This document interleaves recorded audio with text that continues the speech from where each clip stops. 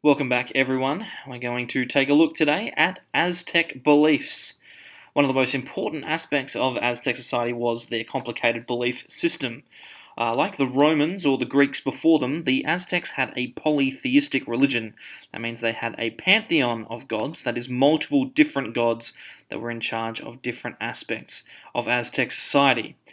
This pantheon was created through Aztec Conquest. What they would do is they would take over a neighboring society, they would force the inhabitants to accept their gods, but they'd also allow them to keep gods of their own, which meant that their pantheon would expand quite rapidly.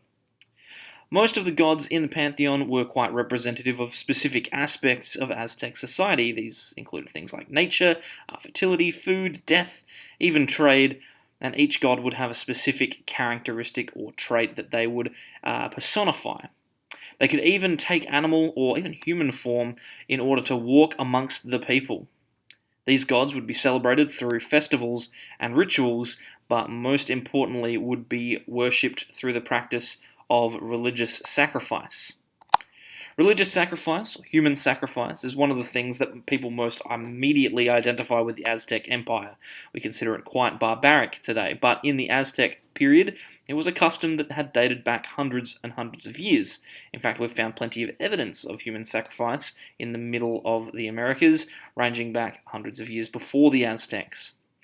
In the eyes of the Aztecs, human sacrifice was necessary to sustain their life. They believed that their sacrifices were a form of repayment to the gods, as we can see here where one of their priests is holding the heart up to the sun in order to show them what the sacrifice has been made.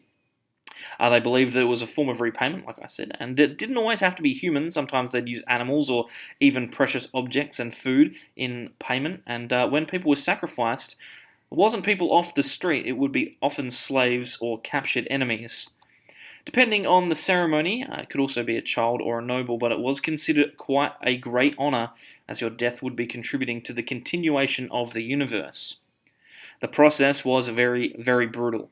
The individual that was being sacrificed would be taken to the top of one of the temples or pyramids within the city, and then would have their heart removed, as you can see in this image here.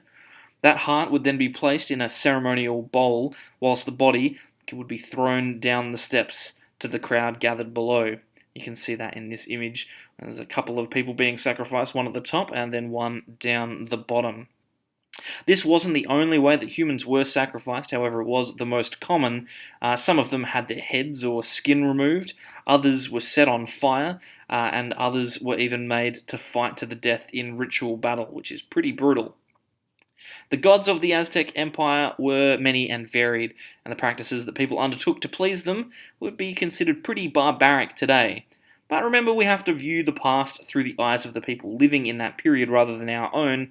It's unfair to place our standards on them. Just because the idea of human sacrifice is considered barbaric today, it doesn't mean that the Aztecs were ruthless barbarians. Well, I mean, not all the time anyway. Thanks everyone for coming for this particular video. We hope that you've enjoyed and have learnt a little bit about Aztec society. In the next part, we will be looking at the Spanish and how they chose to travel to the Americas, as well as some of the things that they did along the way. Thanks everyone for coming, and we'll see you next time. Bye.